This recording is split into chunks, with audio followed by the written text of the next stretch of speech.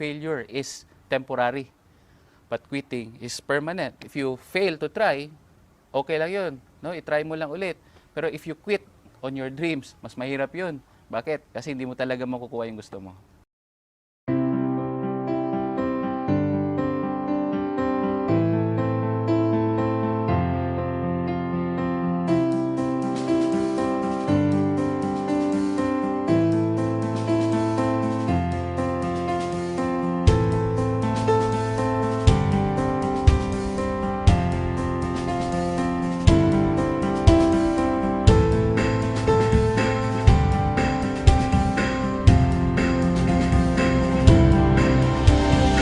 Dati ako nagtatrabaho sa isang farming industry.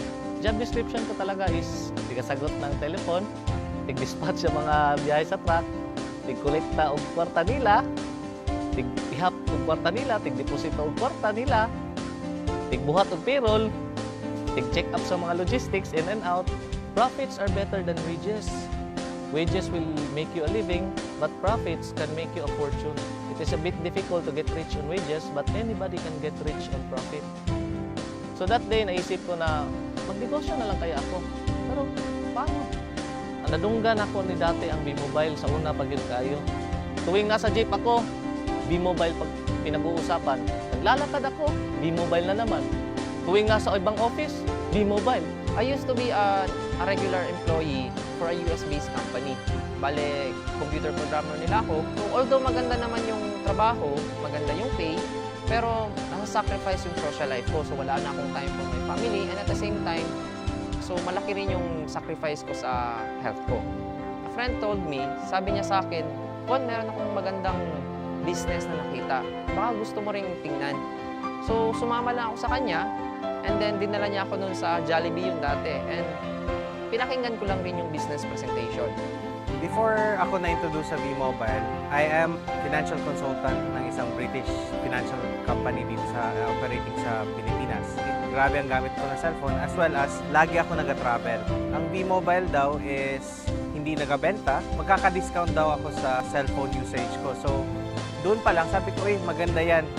Magiging savings ko na yun para sa aking family. Later ko nalaman na meron pala siyang kasamang business. Hindi ko in-expect na malaki pala yung bigay sa akin na nagiging secondary income ko na siya. And significant yung secondary income na yan. Hindi lang yung maliliit na amount. Ang possibilities din nga nakita nako na naagyod ko yung padulungan, yung asenso ko para sa ko ang sariling nga negosyo diri sa B-Mobile. Unlike kung maging empleyado ko. Kung dati gumigising ako sa umaga para mag-report sa office. Si boss naman, nakikita ko pagdating ko sa office, yun, nagja-jogging sa kanilang compound. Sabi ko, napaka-unfair naman ang movement ko. Nag-e-exercise tuwing umaga. Ngayon, sa awa ng Diyos, gumigising pa rin ako ng umaga. But this time, katulad na din ako ni boss, ako manager. Nagja-jogging din tuwing umaga. At the best part is, I'm earning without reporting to the office. Before, I was very negative sa mga ganitong klase ng negosyo kasi ayaw na ayaw ko yung magbenta and yung kumausap ng mga tao. So nakita ko yung opportunity, sabi ko maganda to kasi hindi mo kailangan magbenta and hindi mo kailangan mag-recruit or pumilit ng tao kasi yung product ginagamit na nila dati pa. So it took me 3 months bago ako talagang nag-subscribe kasi I realized na I am not from Davao City, I'm a stranger. Yun nga, wala akong mga kilala. And fortunately, naging maganda rin naman kahit papano. Doon sa projection, pinakita sa akin sa table, after 3 months, 5 months, ito na yung kikitain mo. So, sa akin naman, fortunately, it took me 6 months bago may naniwala sa akin. So, for 6 months, walang naniwala, walang nag-subscribe, marami akong dinadala sa office. So, it was really challenging that time. After that, nagsunod-sunod na. Naging maganda na yung resulta and lumaki na yung grupo ko. Dati po akong manager sa isang kumpanya. Sales rin po yung trabaho ko. I was looking forward to have my own business. So, habang naghahanap ako ng mga kliyente ko, I dropped into V-Mobile.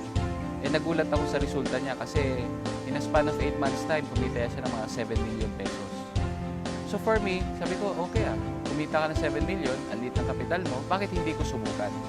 Pero one thing was holding me back kasi ayoko sa mga ganitong business before eh. Naisip ko, pag ganito, kailangan mo magbenta, kailangan mo mamili ng tao, kailangan mo mag-recruit.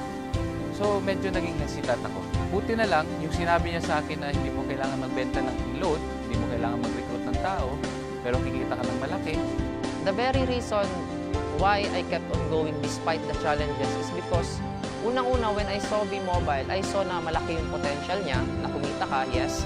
And pangalawa, naisip ko, marami akong pwedeng matulungan sa negosyo na to. So unang-una, pwede kong tulungan yung sarili ko, pwede kong tulungan yung family ko, pwede kong tulungan yung mga friends ko na medyo less fortunate. So sabi ko kasi, with a very little capital, pwede na silang magkaroon ng sarili nilang negosyo. Yung mga kaibigan ko, yun pa yung humihindi. Yung mga kamag-anak ko, tinatawanan pa nila yung ginagawa ko kasi parang isip nila, parang baduy, no?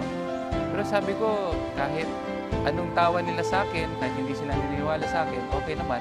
Kasi alam ko yung rason ko bakit ko gusto mag-V-Mobile. Rason ko is gusto kong magbago yung buhay ko kasi alam ko yung buhay ng mahirap eh. May nangyari sa family namin, naubos lahat yung business, nagbago yung bahay. And those were the things that were painful sa buhay ko dati. Pero sabi ko nga, if I can make a change, ibalik ko yung dating state of living, yung standard of living namin, a decent lifestyle, bakit hindi ko gawin? So, hindi ko pinansin yung mga humihindi. Nakakatawa lang, ang mga naniniwala sa akin, yun yung mga taong hindi ko pa kakilala. No? Yung iba nasa abroad, yung iba hindi ko naman mga kaibigan dati, pero naniwala. Pasalamat ako sa Diyos, after 1 year of doing the business part-time, kumita na ako ng 1 million dito. For a very small capital, to earn 1 million pesos is what I really wanted. No? With a very minimal effort, kasi ang ginagawa lang namin dito is we're teaching people how to use their loan. Yun yung masarap dun eh.